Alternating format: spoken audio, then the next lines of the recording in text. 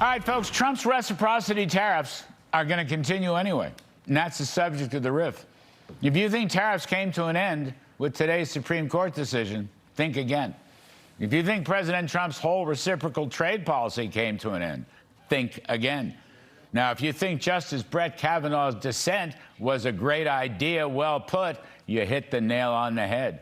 Of course, I'm not a lawyer, but it just seems to me if the International Emergency Economic Powers Act of 1977, nicknamed IEEPA, was ruled 6-3 against President Trump's authority to levy tariffs, is really a technical matter. After all, the law says that IEEPA can be used to regulate trade, including the use of an embargo.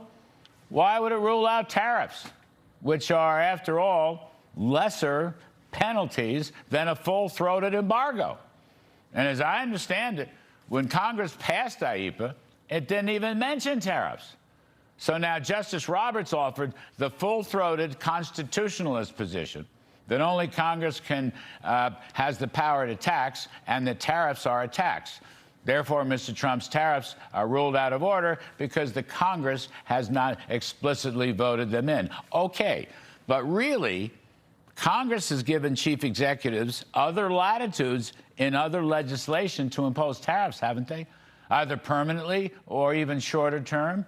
And President Trump's going to use Section 122 of the Trade Act of 1974, which will let him levy up to a 50% tariff stretching about 150 days.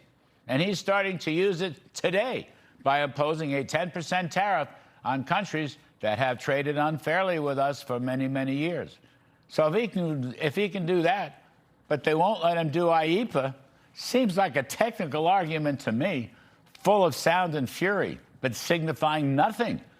Then under that same Nixonian trade law, Mr. Trump does have the option to use Section 301, which is based on unfair trading practices, including currency manipulation, or Section 232, which is the ability to use tariffs to deal with national security threats.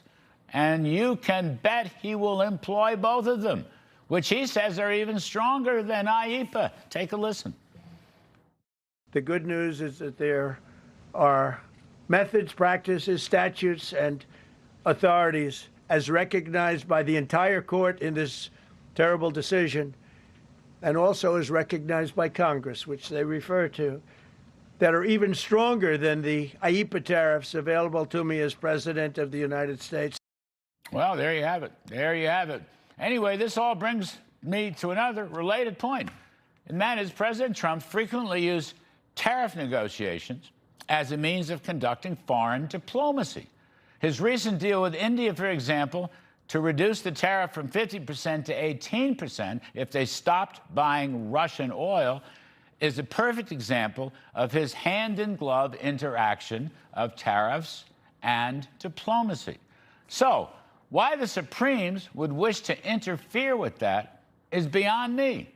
Now, even though the Supremes didn't even mention it, the Treasury Department can return a couple of $100 billion in tariff revenues through the Bureau of Fiscal Services without really any problems. Oddly enough, the Supremes didn't even say a word about it. So after all this rigmarole and SCOTUS rigmarole and legal beagle stuff, I don't know, nothing really changes. Mr. Trump is fighting for trade reciprocity, to level the playing field and to rejuvenate the American economy and to attract investment money into this country from all around the world. The Supreme Court cannot stand in his way. This is just the beginning of President Trump's